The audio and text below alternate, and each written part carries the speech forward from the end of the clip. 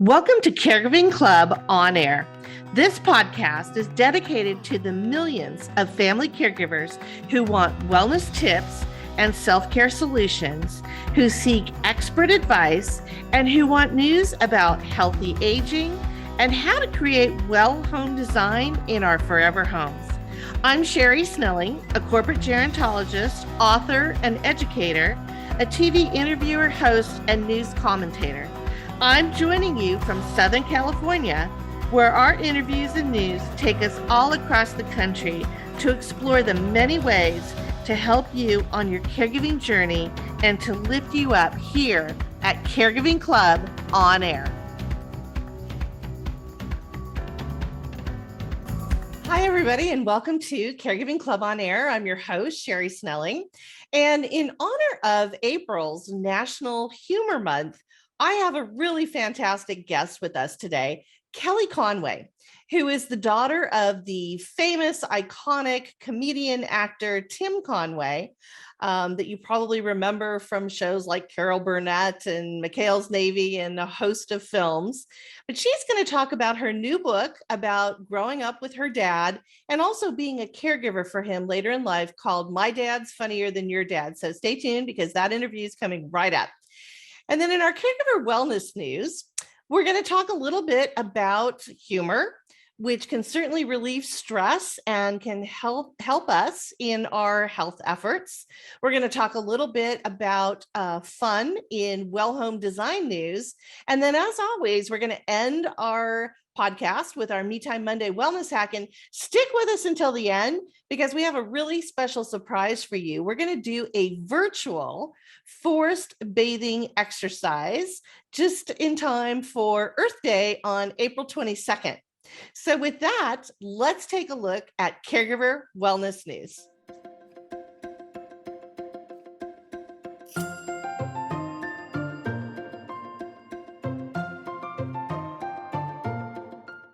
So kicking off our caregiver wellness news, as I mentioned, we are going to be talking to Kelly Conway, the daughter of Tim Conway, about her latest book. And one part of her story when she was caring for her father was the struggle that she had with her stepmom over that care. And we know that this is really common. There's a lot of family conflict that can happen when we are caregiving for a loved one. And I think particularly as in Kelly's situation, and I know I grew up in a blended family where if you are a child of divorce or, you have half sisters and siblings and stepmoms and stepdads and all of that, it becomes really complicated because there's obviously a lot of history and a lot of emotions and things involved. And this is why it is so important for families to really have that conversation so that everybody knows what's going on and what to expect and what the wishes are for your loved one. But, I wanted to just highlight a really kind of dark side of caregiving, and that is elder abuse. Now, National Elder Abuse Month or World Elder Abuse Day, I guess it is too, is in June. And you're going to see a lot of news headlines and things around that. But, there's been some famous names that have been in the headlines. For instance, Brooke Astor, who was the New York Society, I think she was a billionaireess. She was a victim of elder abuse by her son. And it was actually her grandson who petitioned the courts to secure her safety and her health. Along with her vast fortune that was just being fettered away. And also you may have heard stories about Mickey Rooney. He had a similar situation. I think it was with his son and stepdaughter, and Stan Lee, who was the creator of Spider-Man and the Marvel comics. Again, he had actually a business manager who was very close to him. But as he got into his 90s, this person started defrauding him. It was financial elder abuse. And there's different types of abuse. There's financial, I think, is one that leaps to mind because we see it so often. But there can also be abuse that's just basically neglect, not caring properly for somebody, particularly if you have a loved one that is being cared for at home. And, we often think of the horrific stories that the abuse is being perpetrated by a healthcare professional or a home health person. And actually that's very, very rare. It does occur. And of course, it's going to make the news if it happens. But one of the things that we know is that there's a much higher percentage. And in fact, it is most likely that elder abuse will be done by a family member. So again, this can be a spouse even, but it can be a child, a grandchild, a sibling, or whomever. And there's different types of abuse. We think about physical abuse, but as I mentioned, there's financial abuse, there's neglect. And it's a really important subject. And, I feel very grateful because I actually worked with Dr. Laura Mosqueda, who is the head of the National Center on Elder Abuse, which is part of the Department of Health and Human Services. And Dr. Mosqueda is really one of the national experts on the legal and medical health and financial and other aspects of elder abuse. And so we're going to have that resource in our episode guide, but if you are fearful of somebody that you love who might be being abused, or you just want to check into what should you be aware of, it's a really great resource center. There's a lot of different articles and information and resources to connect with different attorneys and adult protective services and things such as that. I'm just going to check my comments here. Oh, I also want to mention, I had also interviewed Carrie Kasem, and of course her dad was Casey Kasem, he was the famous radio DJ. And that was also a situation of abuse where there was the second wife, and then there were the adult children of his first marriage, and they were in conflict over his care at the end of his life. And Carrie, his adult daughter, actually started a foundation called Kasem Cares. And it's kasemcares.org. Again, we'll have a link in the episode guide page, but it's really dedicated to the adult children, particularly of divorced parents or blended families, and what are your rights? And, a lot of people ask, well, what's really the difference between, for instance, guardianship and conservatorship? And, Britney Spears, of course, has made those words, I think, have been, again, in the headlines recently over her situation with her dad. And obviously she went to court and won her freedom back. But let me just give you a really quick kind of simplistic definition. So if it's conservatorship, it kind of falls into this category of making sure that you have a power of attorney. And that is where the person who is going to receive the care makes the decision on, if I'm incapacitated in any way and I need somebody to make decisions for me, I designate this person to make those choices. And you can have a power of attorney that designates somebody as your medical power of attorney. So they're going to make all of your healthcare and medical choices if you can't.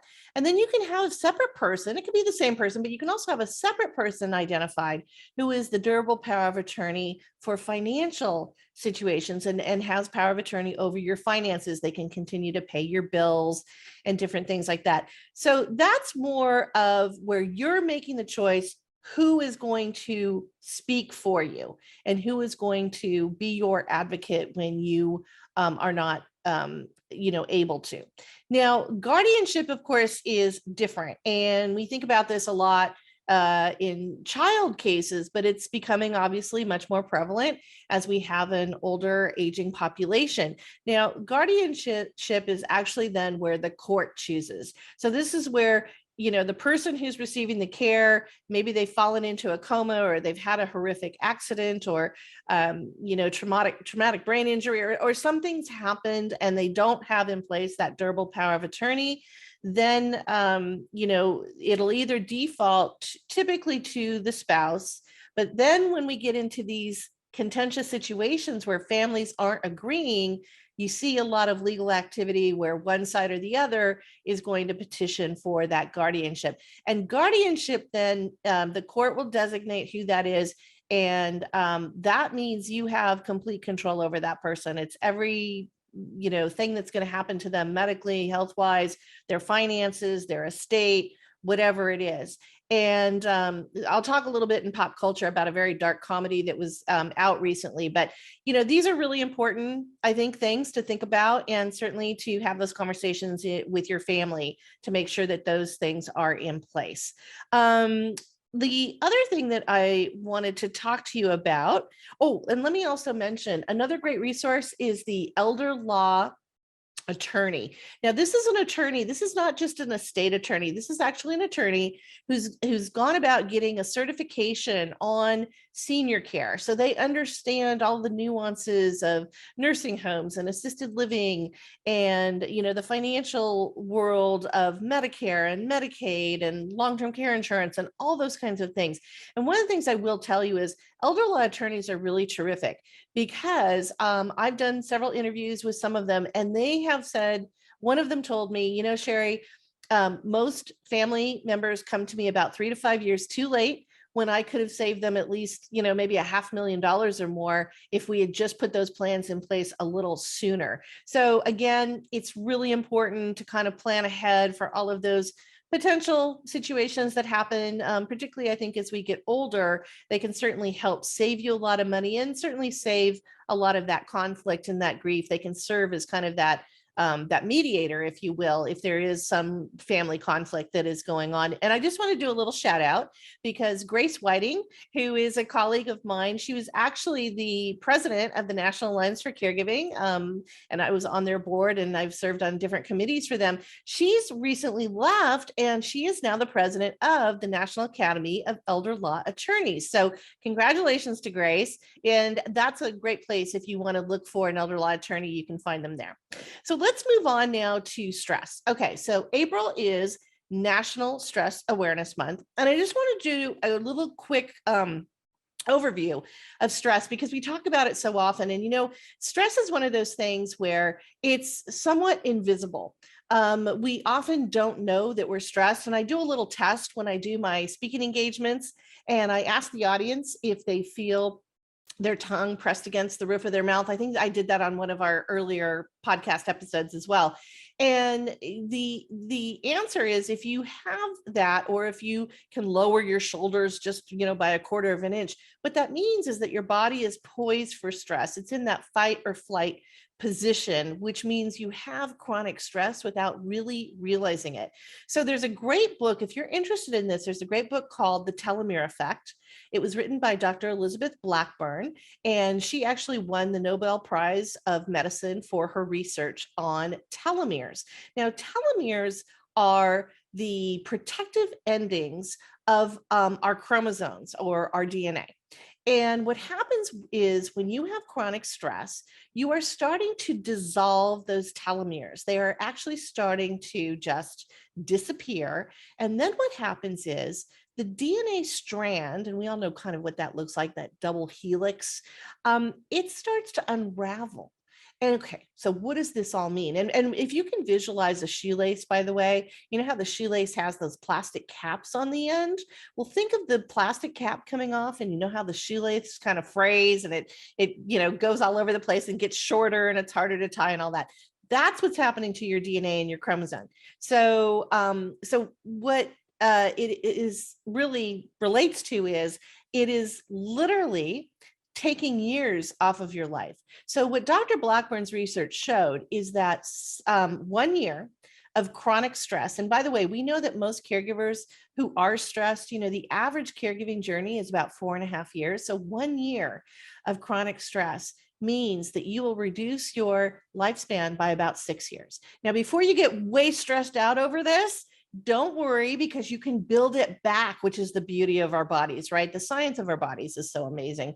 And that is called telomerase. And without going into too much science, when you can manage your stress, and when you can calm yourself down and get into what we call homeostasis, which is that balance. So stress is good because it kind of galvanizes us to act quickly, to respond to threats. It's a survival mechanism. But when you don't come back into that calming, posture, which is more typical, and you're always at a heightened alert, this is where the stress is really bad. So if you can manage your stress and, get a little calm back into your life, and you'll create that enzyme called telomerase, and you'll build those telomeres and that DNA back. So that's the good news on stress.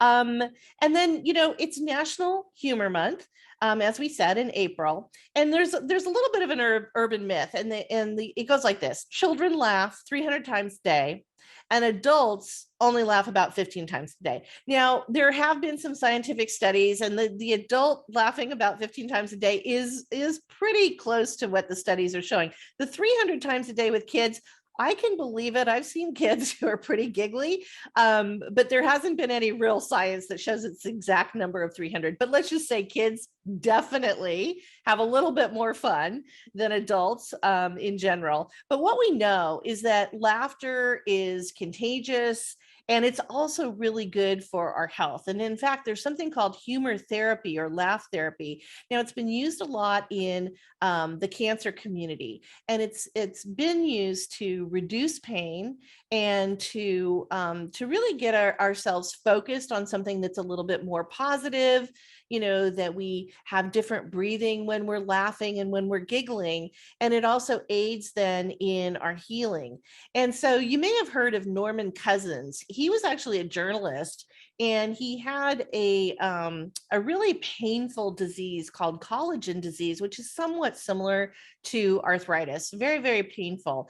And he's very famous for a book that he wrote about his experience called The Anatomy of an Illness as Perceived by a Patient. And it was written in 1979. And by the way, just a little trivia for you. The book was actually turned into a movie starring Ed Asner as Norman Cousins. And a little side fact, I was really privileged and grateful. I interviewed as Ed Asner. Actually, it was during COVID, and it was the year he died. It was just a few months before he died. It was a really fun interview, and I'll try to get a clip of that up on the website. You guys can see it. But anyway, what he found is he spent hours doing this. So I don't know if you have the time for this, but if you want to alleviate any kind of pain and stress that you're feeling, he would watch hours of Marx Brothers movies and Candid Camera and other things that made him laugh. And he also took very high doses of vitamin C. And what he found is it definitely alleviated his pain, even to the point where he didn't feel the pain anymore, and he was able to get a restful, night's sleep.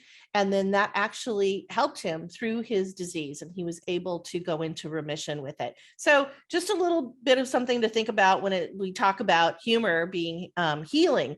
And I wanted to give you a couple resources. So one is called Laughter on Call, and it's really wonderful. It was created by a woman, Danny Klein, and I met Danny when we were on The Doctors together, and it was a segment about Alzheimer's, and she had created Laughter on Call specifically for dementia patients because her mom had dementia.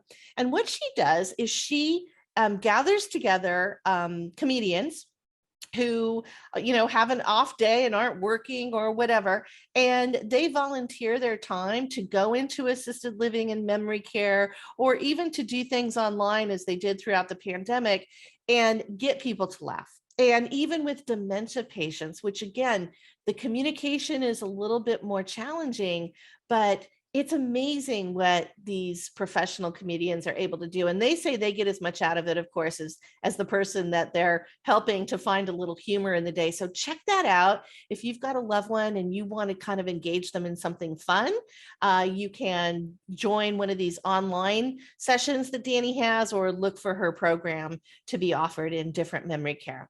And then there's also Hilarity for Charity. So this is the nonprofit foundation that was founded by Seth Rogen and his wife, Lauren Miller Rogen. And it's all about raising awareness among the younger generation of millennials and Gen Z around Alzheimer's, because Lauren Miller Rogen has Alzheimer's in her family.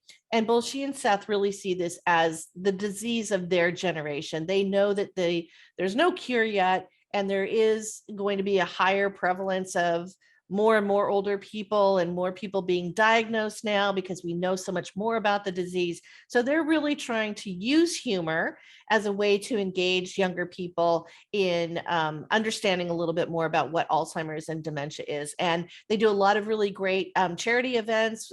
So they get a lot of comedians involved, and you can join some of their events that they do, or some of the events that they do on campus. So that's just a couple little resources on the humor side. Now let's turn to our pop culture. I mentioned earlier about the elder abuse. So there's a really dark comedy. I didn't love it, but a lot of people I know kind of thought it was very funny. I guess I'm too close to this, so it wasn't really funny to me, but it was on Netflix, and it was called I Care a Lot, and it starred Rosamund Pike. And it's a very dark satirical comedy about a con artist who is actually defrauding older seniors who don't seem to have family who's close or paying any attention. And what she does is she goes in and she gets the guardianship of these people through the courts, and then of course sells their homes, she moves them into assisted living, sells their home, sells their furniture, empties their bank accounts, and then goes on to the next one. Anyway, it doesn't sound very funny, right? It's got some sides to it. And believe me, the only funny part that I saw in the movie is she gets her just desserts in the end. So I'm sorry if I ruined that, or spoiler alert for those of you. But anyway, if you're interested in kind of checking that out, because I've had a couple of friends who watched it and they said, oh, that was that's never going to happen. I said, oh, it happens. Believe me, it does happen. This is why we have so much attention now on things like elder abuse. So if you want to check that out, you can. Now, one that's a little bit lighter and more comedic is a movie called Hanging Up. A little bit older movie. It stars Diane Keaton, Meg Ryan, and Lisa Kudrow. And it was actually written by Nora Ephron and her sister Delia Ephron. And it's about family conflict. It's about the three sisters who are caring for their older dad, who's played by Walter Matthau. And it shows kind of the conflicts that they come into that really go back to childhood. And that's one of the things that we see when we do have family conflict, is that particularly the adult children, they revert back to their childhood roles. So anyway, it's kind of fun. It's kind of cute. If you want to take a look at that, and maybe it'll jumpstart some conversations within your family, it's one that you can watch. And then I want to give you some of my favorite ways to laugh, because when I'm having a really stressful, bad day, one of my favorite things now is to, take my iPad and look up fun, and I go back to the older comedians and some of the older shows, but I look up all these YouTube clips. So I just wanted to give you a list of mine, and if you've got some great ones, please share it with us. You can email us at podcast@caregivingclub.com. But first of all, there's a great video called The Fun Theory by Volkswagen. I love this video. This isn't so much fun. It's really more about healthful habits and how to reduce stress. And it's called Piano Stairs. And what they did is they found that people coming out of the subway were taking the escalator, and there was also a stairwell right next to it, but they would take the escalator. So what they did is overnight, they turned the stairs into piano keys, and they wired them for sound that sound like a piano. They painted them black and white, just like piano keys. And then the next day, when people came out of the subway, they were amazed. They're looking at this and going, well, what's that? And they go over and they kind of step on the step and they hear the sound, and then they kind of bounce around and play and dance or whatever. Anyway, what they found is that I think it was up to 67% of people took the stairs instead of the escalator for the next few weeks. So this is a way that we can actually infuse fun into healthy behavior. And this is going to be a big part of the book that I'm writing, Me Time Monday, the weekly wellness edit for a wonderful life. I really think that fun is a key ingredient in helping us to be more healthy. So that's a really great inspirational video to watch. And then some of my fun videos are, first of all, some great movies. Charlie Chaplin, pretty much anything Charlie Chaplin did. He was famous for saying a day without laughter is a day that is wasted. But my favorites are City Lights. And of course, the scene in The Gold Rush when he sticks his forks into the rolls and he kind of makes them dance, which I think is still so hilarious. So anyway, you can check that out. Also, anything with Johnny Carson, but if you look up some of the funniest clips on Johnny Carson, my favorites are the one where Ed McMahon is actually drunk on the air and Johnny is just having such fun with him. But Ed is really losing it. He must have had more than the 3 martini lunch that I know those guys used to take in the afternoon. So check that clip out. Also, there's one where a snake that was brought on by, I think it was Joan Embry used to be on the show all the time. The snake is kind of winding its way around Johnny's leg and the look on his face. I mean, it'll just make you laugh. And then one of the classics is he had, I think it was Ed Ames, who was on and he was teaching Johnny how to throw a tomahawk.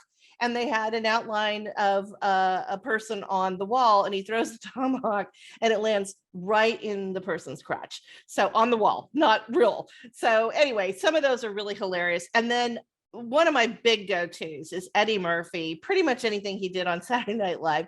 But my absolute favorite, and I'm laughing even thinking about this, is his skit on James Brown's celebrity hot tub party. Okay, if you have not seen this, I dare you not to laugh. It's really great. And of course, Gilda Radner, who was an earlier member on Saturday Night Live, anything she did, particularly her Rosanna Dana skits on the news update, are so funny. And I love the smoking health news update that she did as Roseanne, which is really, really great.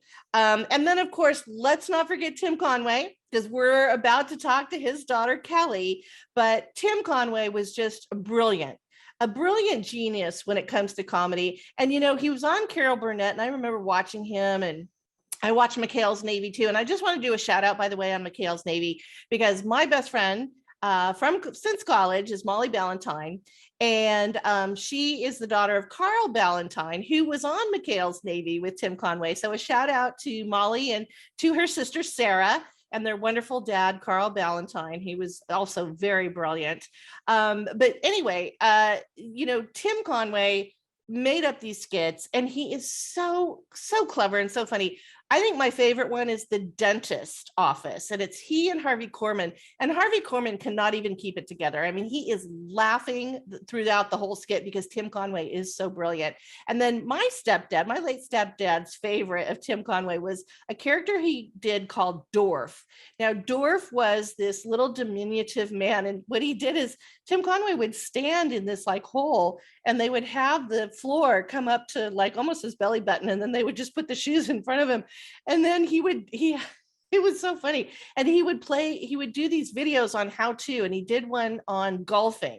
And of course, my stepdad was a wonderful golfer and loved golf, but Dorf explaining golf would always, you know, make my stepdad crack up. So, you know, if you haven't seen anything on Tim Conway, check him out. There are some clips on YouTube, and, you know, maybe you can even find some of those old Carol Burnett shows or whatever. And with that, we're going to go into our interview with Kelly Conway. So our special guest today is Kelly Conway. And as I've been mentioning, she is the daughter of Tim Conway. And she has written a new book called My Dad is Funnier Than Your Dad. And it is a really wonderful memoir. And I really appreciated reading this because Kelly and I are about the same age.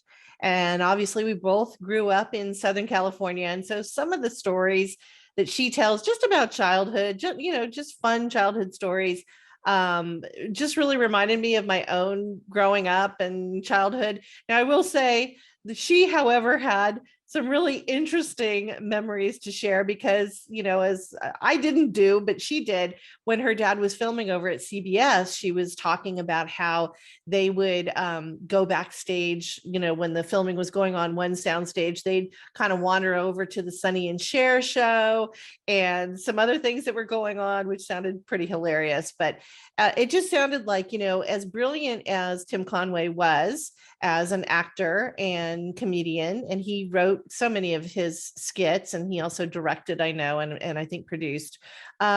He was a really great dad, and so some of those memories are just really terrific. And then, you know, Kelly's going to speak a little bit also about some of the struggles that she had. You know, she was the adult daughter caregiving for her dad because she was the oldest child of 6. She was actually the only daughter as well.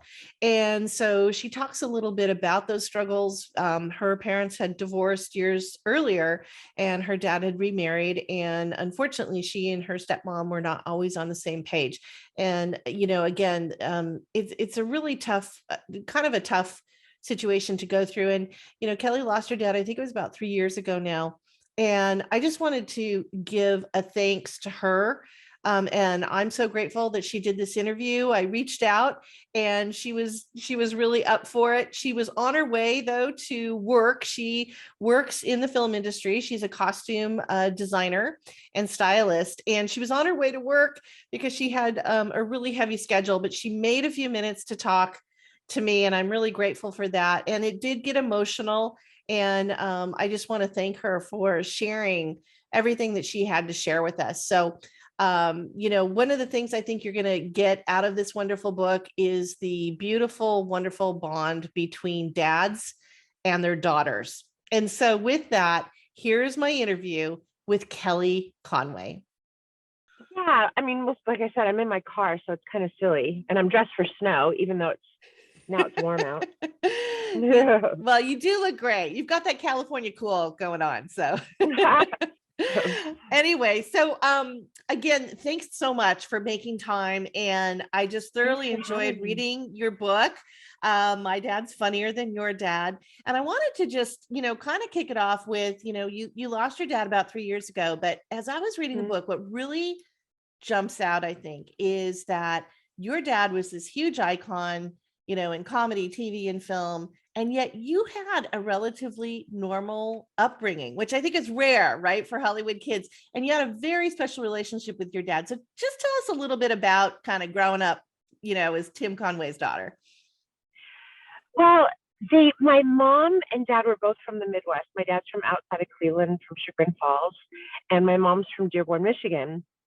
And I think they just raised us like we were in the Midwest, and which is great. At the time, I didn't like it because I used to say to my parents, like, all the cool kids go to school in Beverly Hills and, over the hill, not in the stupid valley, and not, we practically lived in the country in the 70s. The valley was kind of like being, in the country. It's a city now, but I wanted to live over the hill with all the cool kids. And my dad would just look at me and go, are you kidding me? Why don't you go swim in your giant swimming pool or go play tennis on your tennis court?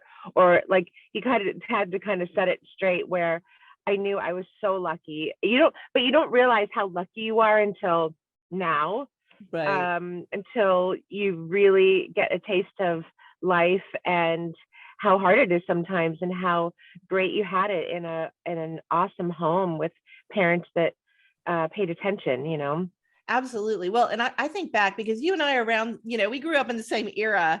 And yeah. I think about, our childhoods were pretty fun and, pretty happy. And I think about what kids go through today with social media and everything else. And I think I'm so grateful I grew up in the 70s, right? Me too. And we think, my brother Tim and I talk about this, because he has a daughter who's 16, who I love, my niece, is that their day never ends.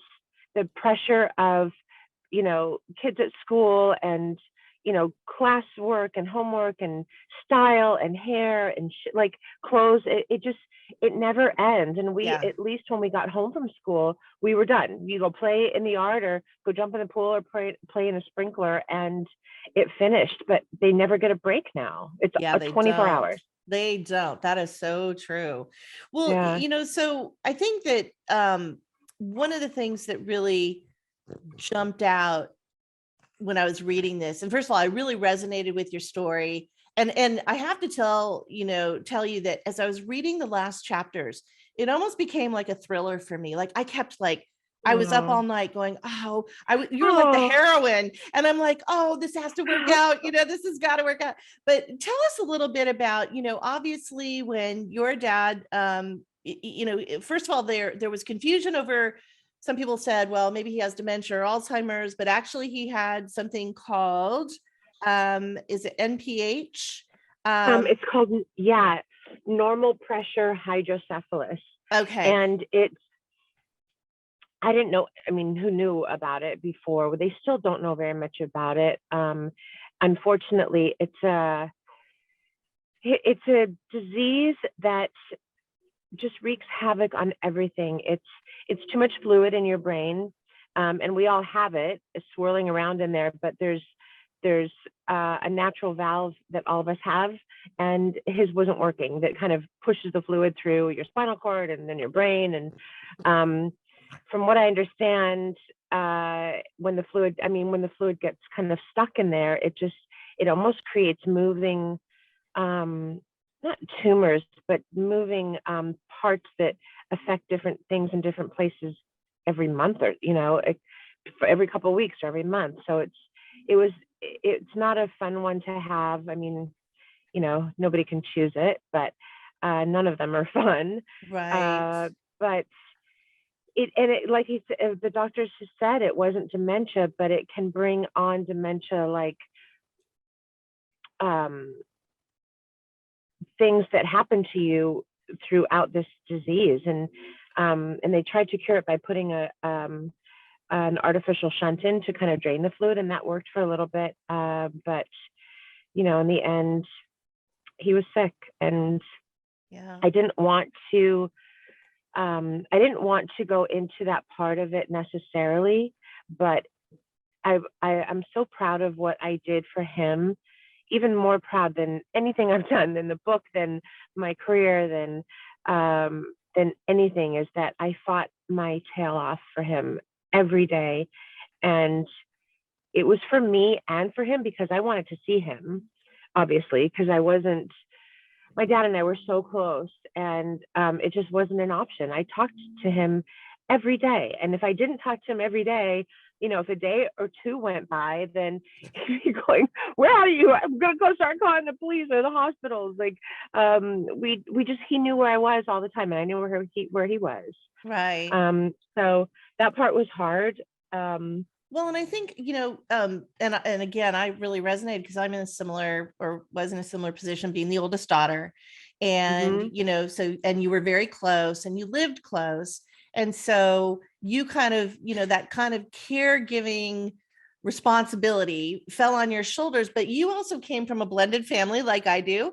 And, sometimes that can be really tough, particularly when people aren't on the same page. So do you want to talk a Yeah. little bit about some of the challenges? I mean, I think it's really important for people, because so many of us now do come from these kind of blended families, and we Mm-hmm. don't really talk about things until the crisis hits.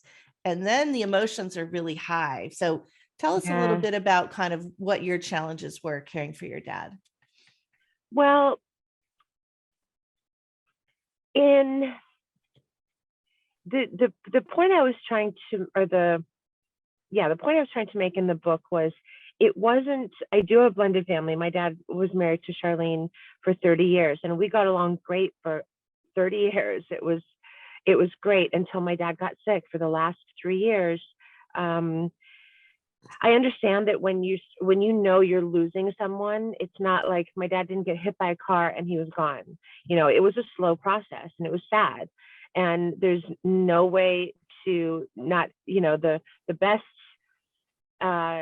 gift in the world couldn't take you away from that. You have to go through it and suffer through it with him. And I didn't have a magic wand to make him better. I don't have any medical history, background, anything, but my goal is just to allow him to suffer less. But when it gets to that point where you've been so independent your whole life, and then you have to rely on people to help you, the dignity comes into play, where you just want privacy for them. And especially because people recognized my dad in these facilities he was in. And that was like, oh my gosh, that was horrifying. I could cry right now thinking about it. Well, it puts such an added layer of stress. A lot of people talk about, well, celebrities have all this money to handle healthcare and all this, but I don't think a lot of people realize the kind of spotlight that you're under when you come from a family who has somebody iconic and famous like your dad, because there's a whole different layer of protecting him and his privacy. It is. And my dad was so private, in the way, a lot of celebrities are, of course, they want to be at home in, their private lives, but my dad was the type of man who, on Christmas morning when people are opening presents and people, their hair is all over the place and two people didn't brush their teeth and someone has a bathrobe on or a t-shirt or clothes from 3 days ago. My dad was never like that. On Christmas morning, he had his Gucci loafers on and his red socks and his cute jeans and his cashmere sweater. And he was dressed and ready to go for anything. So in that way that you want them to feel like they did, and to feel like, even if I came over, or his wife were in the room, then you want him to be comfortable with how, having visitors. Maybe he didn't want visitors, and he didn't want people taking pictures with him, for sure, in these facilities, because he wasn't at his best, and that's just a fact. And there was a point in the book where you wrote about how he was in assisted living and you came in and redecorated his room for him, and you kind of made it his home office, right? Because he had like plaid on the walls and all this great stuff, and you kind of came in and really put that all together. And that, I just, I want to applaud you, because that's one of the things we always talk about, is to make the environment as much home-like as possible if your loved one does have to be in a facility like this. So I applaud you for what you did. You just want him to be in something familiar. And I still to this day don't understand why he wasn't at home, because that's a luxury that not everybody can afford. But it doesn't matter, because I know people whose parents can't afford it, but they still have them at home and they figure it out. And my dad could afford it, and so we could have figured it out maybe a little more easily. But it doesn't take much, and for what, it wasn't a money issue. And I still don't know why Charlene, his wife, didn't want it. It's still, I mean, the answer doesn't matter anymore, but it still haunts me, or it still makes me mad. I mean, it makes me so angry that just to suffer less would have been, 75% of it would have been, get out of this awful facility. And some of them were awful. There are a lot of nice ones out there, but he wasn't in them. And I don't know why. She wanted one close to the house, which I understand. But if there's a better one 10 miles farther, then take it. So, and by redecorating his room and, just putting curtains up and making it a little warmer than this sterile, pale green, yellow walls with not a familiar thing in sight, just made me so sad going in there. And he couldn't communicate that to us. So I just did it. I just made it like a mini office, and then got in trouble for that. I got in trouble from the lawyers. I got in trouble from her. I got kicked out of the facility. I got reprimanded. It was awful. And then when I got there the next day or two, everything was down off the walls and smashed into a closet. And then I said, okay, you know what? If we can't have that, then I'm going to put some pictures on this bulletin board that he has near his bed. At least he can just glance at some pictures, and those were taken down. So I couldn't win. I just couldn't win, and I tried.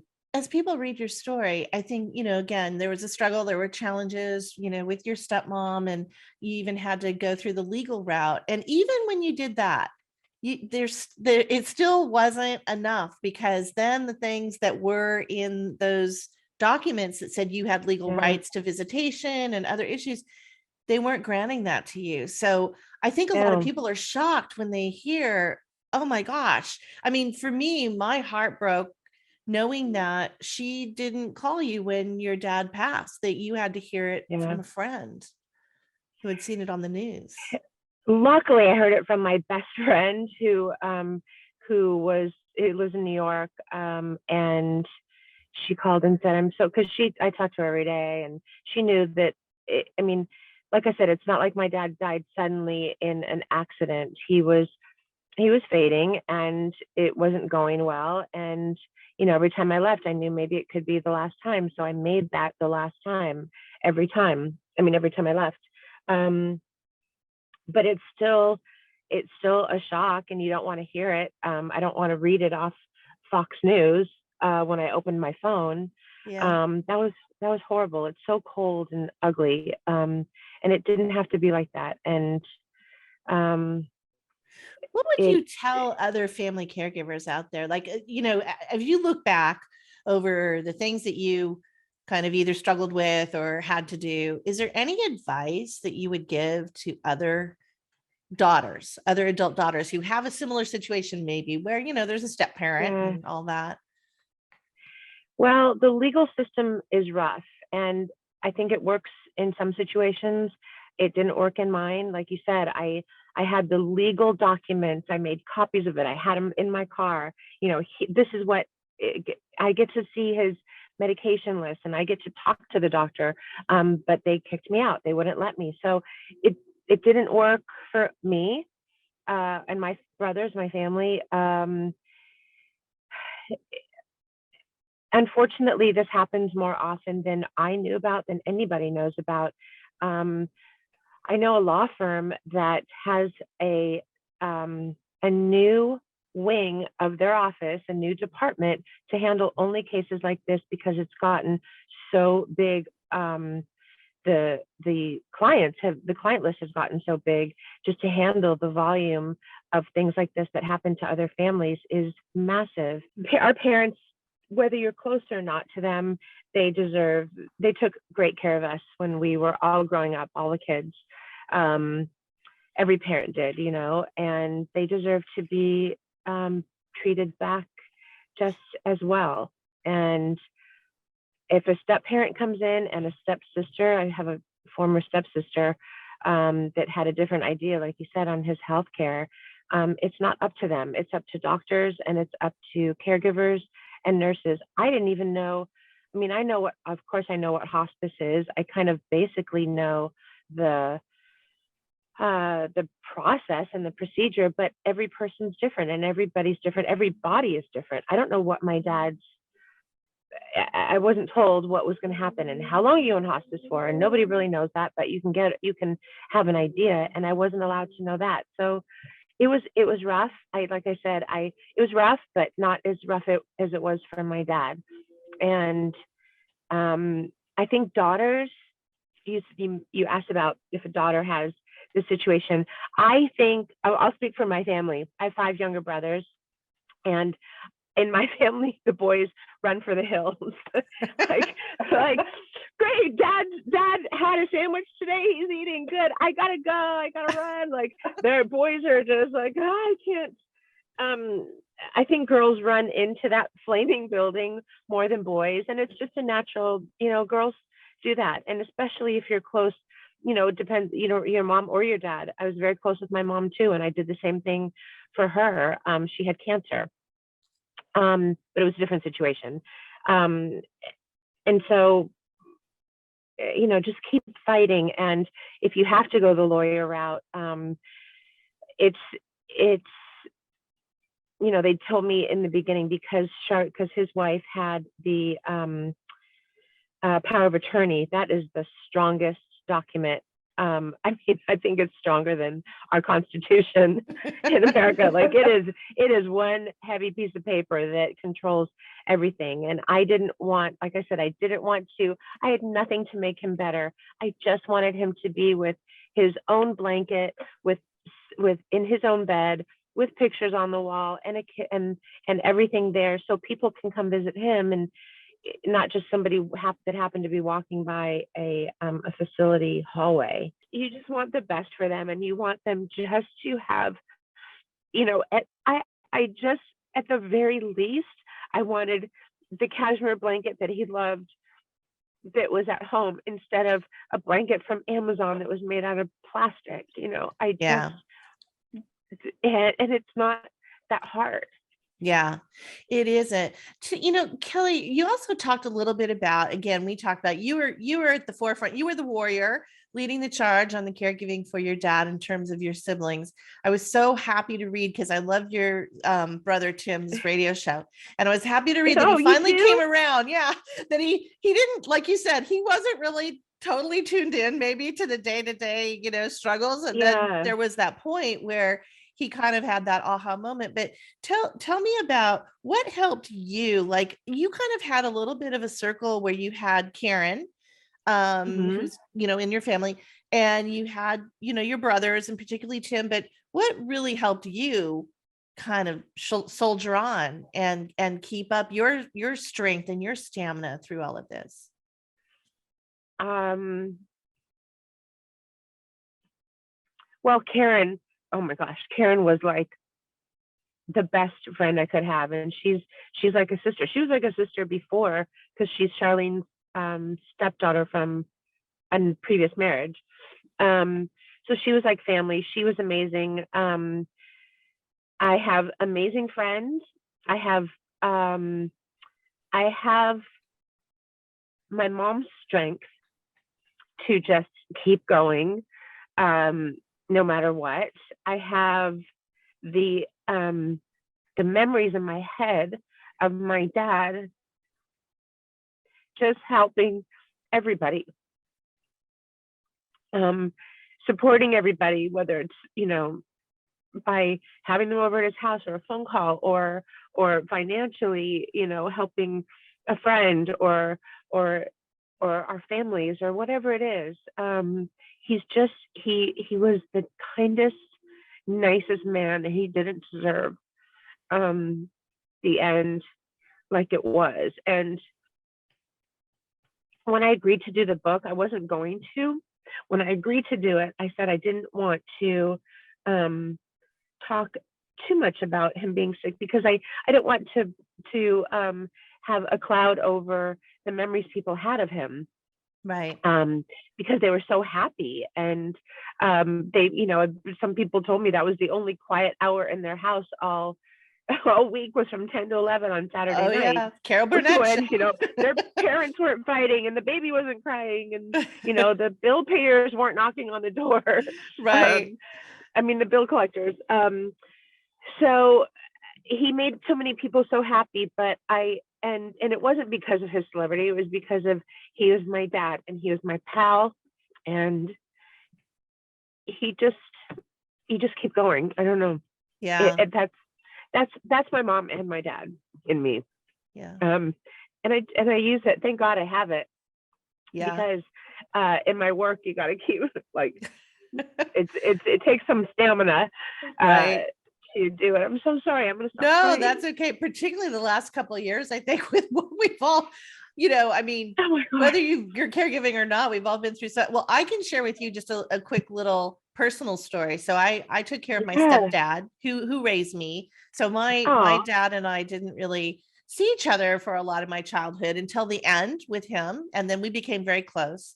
But I helped take care of my stepdad, and one of his favorite skits of all time was Dorf, the golfer that your dad did. And the laughter, and that was so special to me because he was in pain. He had leukemia, and but being able to laugh and being able to tap into and so I just want you to know the gift that your dad gave to all of us out there. And my favorite skits are the ones with Harvey Korman, where Harvey Korman cannot keep it together because your dad was so hilarious and just had Harvey Korman, laughing, even though he's supposed to be wetting his pants. Yeah. Well, are there any that's what I didn't want to, and just off the record, how did you feel about the book? Like, did that take anything away from how the memories you had of my dad? I've only asked a few people this. Yeah, no, I'll share with you. It actually, I feel like it really gave me insight as to who your dad was. And, he was funny and he was iconic. As I said, I watched Carol Burnett's show, as a kid. But what I learned is what a good person your dad was. And I didn't know that, until I read your book. And I thought, this is a rare human being because we know there's really talented individuals in Hollywood, but they aren't always great people or good dads, Yeah. they might be good at what they do. But I got this sense of your dad just being this really wonderful person. And you guys had such a It was. special relationship. And that I Yeah. didn't know before I read the book. And that was special. But like I said, I really was connecting with you because I could feel how like hopeless almost you feel in that you don't have certain rights and you can't have a say. And yet Yeah. what your loved one wants and you aren't able to do it. That to me was like, oh, I was agonized when I was reading those chapters. Yeah. Um, it's too bad because it didn't have to be like that. And Charlene and you read in the book, I loved her. We took trips without my dad. We went to dinner sometimes without my dad. When my dad had to go out of town, he didn't like Chinese food very much. And so she's like, Dad has to go to San Diego over the weekend. Let's go get Chinese food. I loved her. And I thought once you realize, and it took a while for me, maybe I'm immature, but once you realize that your parents aren't just these superheroes, that are not just your parents and there for you and helping everybody and getting rides from and support, that when you realize that they're people and they have to have grown-up relationships too, that they're not just parents, that I thought, oh my gosh, okay, so Dad's gonna get married, but she's really cool because I thought, because I heard nightmare stories from kids, in the 70s, it was not as common as it is now, divorce. It was a little bit of a stigma thing where you didn't want really people to know. But I had some friends that were divorced, and I had one friend that never saw her dad after the divorce again, or That was a another little bit of my stepmom. story. Yeah. Yeah. Yeah. Or a stepmom or a stepdad that was rotten, like textbook rotten to the kids. Yeah. And I thought, I'm so lucky. Charlene's awesome. And we already know her. And Jackie's like a cousin or a sister anyway. And so I'm so lucky to have her. And I Yeah. was, and like I said, we were close even without my dad being there.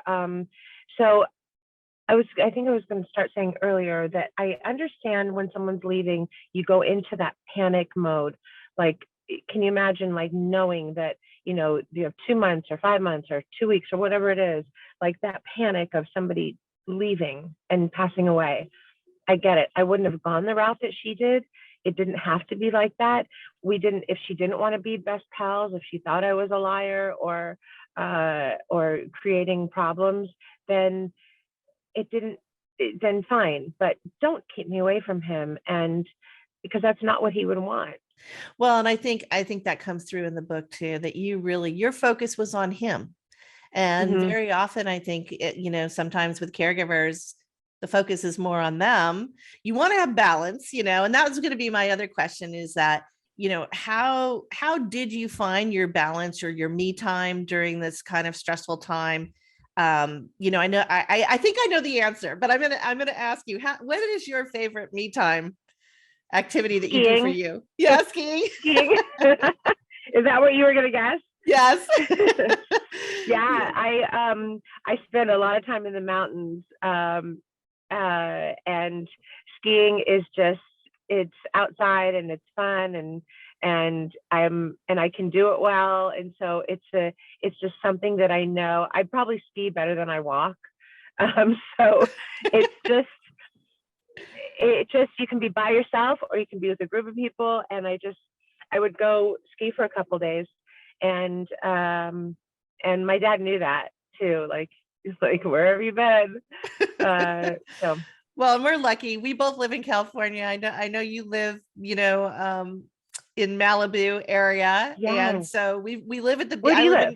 I live in Newport Beach. So we live at the Oh, great. beach, but we're only a couple hours, or maybe, if you go to Mammoth, I know that's one of your favorite places, maybe just a handful of Yeah, hours away from our skiing. So we kind of lucky that way.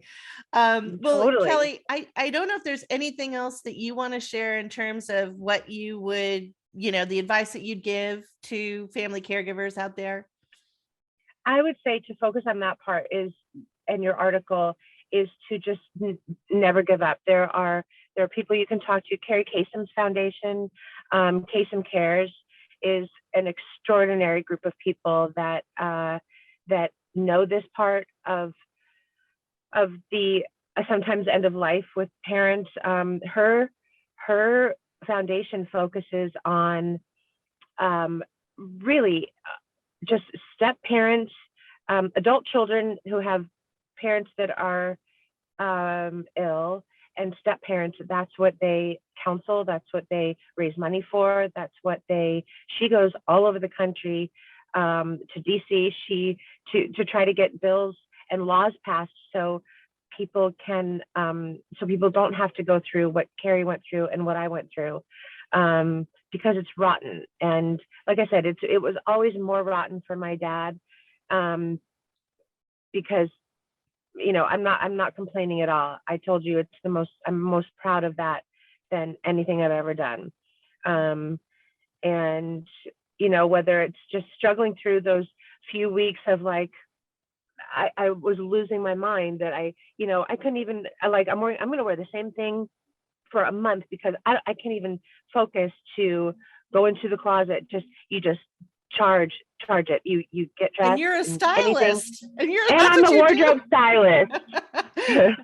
So, you get through and you march on, and to know that you are even making a little bit of a difference for one of your parents, or an aunt or uncle or whoever it is, or a sister, whoever, it doesn't have to be a parent. Well, Kelly, thanks so much. It's been wonderful talking to you. And so nice to meet you. And I'm so sorry that, first of all, there's crying.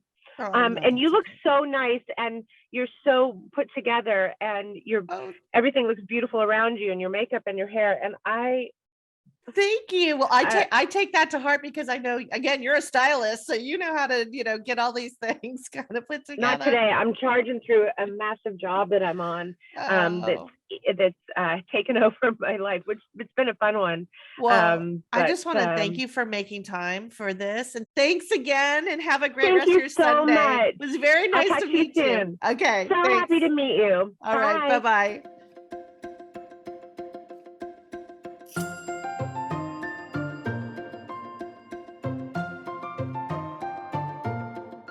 So for our well home design news, we did a lot on well home design in our last episode, and I just wanted to focus on how do you infuse a little bit of fun into your well home design. And I think there's several ways that you can do it. First of all, of course, with photos, whether you have something sitting on your desk or maybe something in your bedroom, wherever you're going to be, quite frequently, and you've got a fun photo that just makes you smile or just makes you laugh. Those are always little great visual reminders throughout the day. No matter how tough things are going, you kind of take a look at that, and it'll make you laugh. I have a funny little picture of my dog, and every time I look at her, I just have to smile no matter what's going on.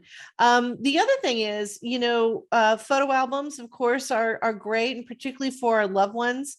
Almost making a photo album that's based all out of funny photos is terrific. Certainly those memories are really wonderful, I think, to go through with your loved one, but particularly some of the funnier photos.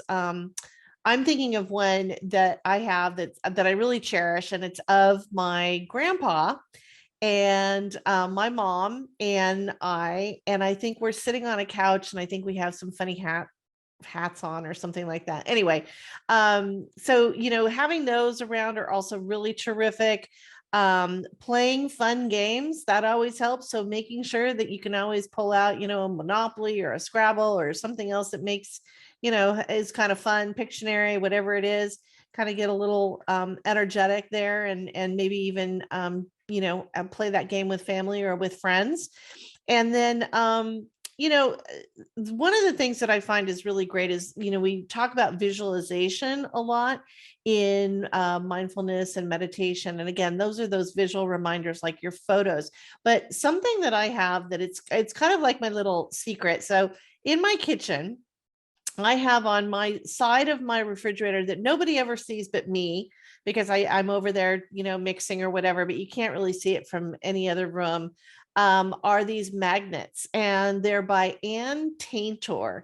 And I'll have a link to her on our episode guide page, but she's hilarious. And these magnets are all based off of 50s advertising. So it's women from the 50s, and, everybody's happy and, you know, just beautifully dressed and all of that. And then the comments that she puts are today's comments, about how, particularly I think for women, we're juggling so many balls. And particularly if you're a caregiver, now you've got that extra ball that you've got thrown into your juggling act. And I just wanted to read to you, you won't be able to obviously see the magnets, but I'm just going to read to you some of the phrases that I have on my refrigerator on these magnets.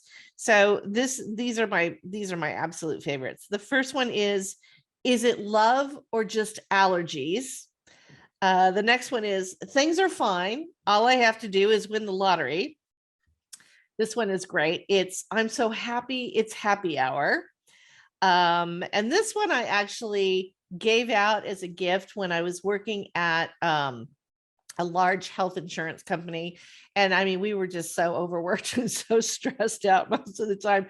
So I gave out these magnets to everybody, and it's got this woman and she just looks like, insanely happy. And it says medicated and motivated. And then I love this one. My mascara ran. I'm counting that as exercise. This one is for my friends with kids. When my children tell me they want me out of their personal space, I remind them they came out of my personal space. And then whoever said laughter is the best medicine has clearly never tasted single malt scotch. And then the last one, which is my favorite of all time, and this is very true of me, I dreamed my whole house was clean, which I wish I had that dream and I wish it would come true. But anyway, I just thought I'd share some of those so we could all laugh together. You've got to take a break. I know that times get tough, and I think, we get overwrought, and we have some tough days. We have some emotional days. We have some sad days. But if you can find just that little piece of humor, it's something I really observed with my mom, was caregiving for my grandmother, and I was helping her out. But, she would tell me some things that happened between the two of them. I know one day she has a story where my grandmother had a stroke. So she was helping her, I think, get out of bed to get into the wheelchair. And they both collapsed to the floor. And, that could have been tragic. It could have been very sad and, frustrating. But instead, they both sat there and laughed. And I think that's the beauty sometimes of caregiving, is capturing those moments that you never expected and being able to look back at them later and just kind of put a smile on your face. So with that, we are now going to go into our Me Time Monday wellness hack. And as I mentioned, stick with us to the end, because we have a very special wellness hack this week. We are actually going to do a virtual forest bathing experience. So here we go. I'm Sherri Snelling, and welcome to our Me Time Monday Wellness Hack. This episode's wellness hack, we focus on the growing wellness trend of forest bathing. It is a natural way to create calm and engage our brains and bodies in a nature environment, making this the perfect wellness hack for National Stress Awareness Month, and also to celebrate Earth Day on April 22nd. And stick with us to the end, because we're going to do a virtual forest bathing exercise. Forest bathing has gained a lot of attention in the last few years, mostly because of the wellness movement of being in and experiencing nature. But forest bathing is not new. Forest bathing was officially launched in 1982 in Japan as a national health program called Shinrin Yoku, which translated means luxuriating in the trees. The physical and mental benefits are so evident that the Japanese government has invested $4 million into funding forest therapy research since 2004. Japan also now has 48 official forest therapy trails all over the country, visited by more than 2 million people a year. What is unique about forest bathing versus other types of calming exercise and meditation is that it is an immersive experience. During physical exercise or meditation, we are concentrating on our movements or our breathing. But in forest bathing, it is all about focusing on your environment with your 5 senses of sound, sight, smell, touch, and yes, even taste.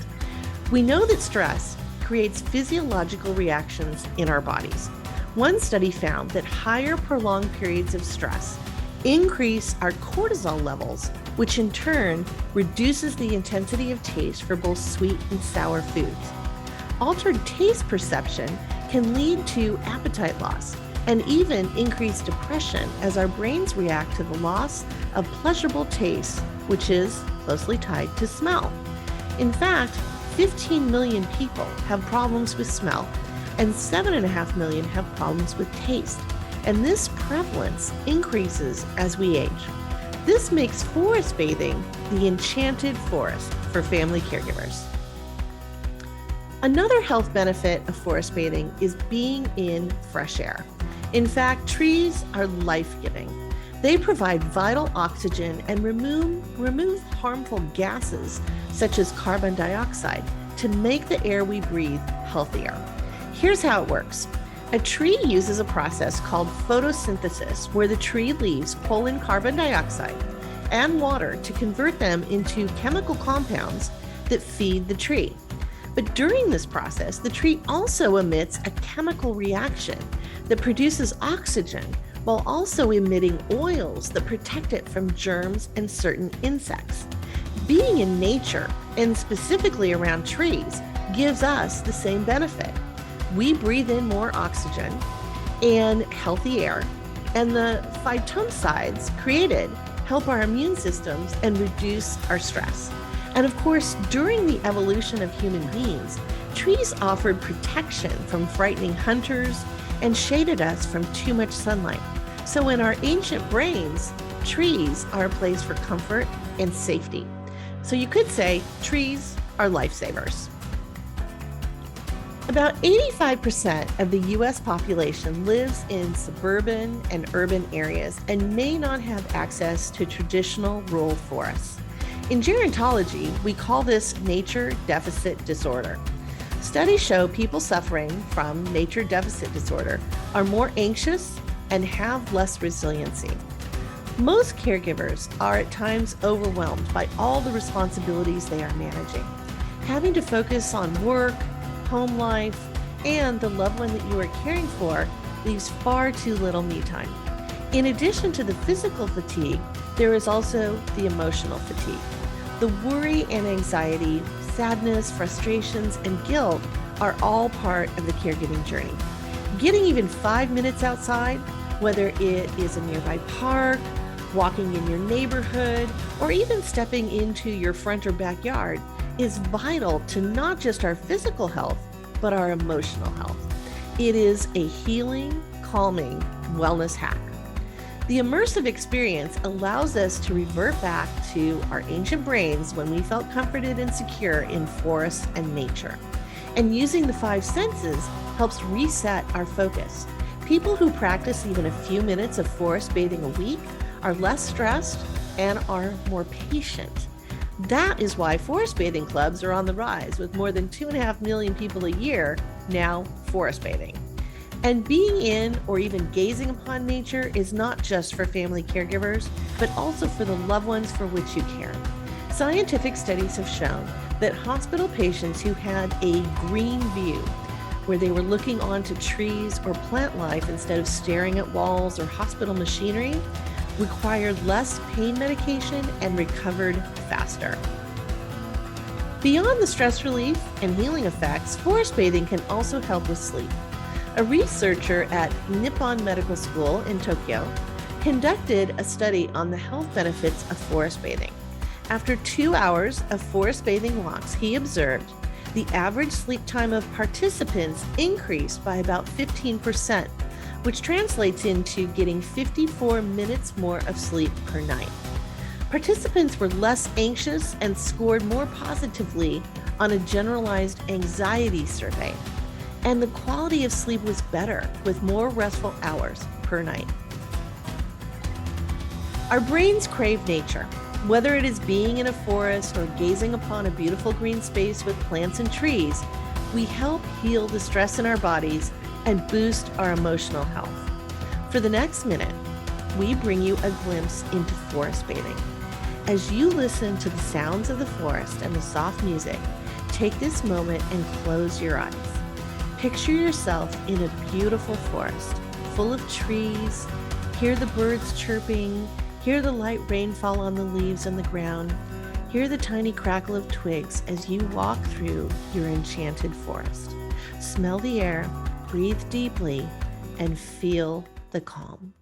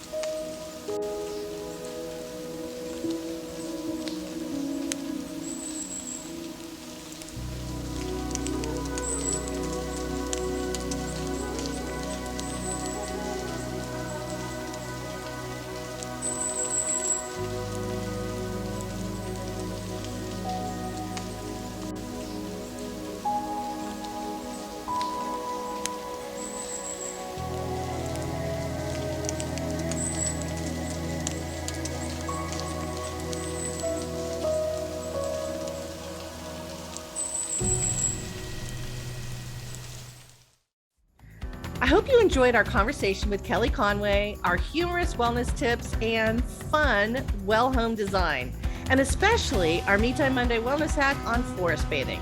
Please listen to us on Spotify, Apple and Google Podcasts, and other listening channels. Check out all the resources and article links on our episode guide page at caregivingclub.com on the podcast tab, and email us at podcast@caregivingclub.com. Take care and stay well.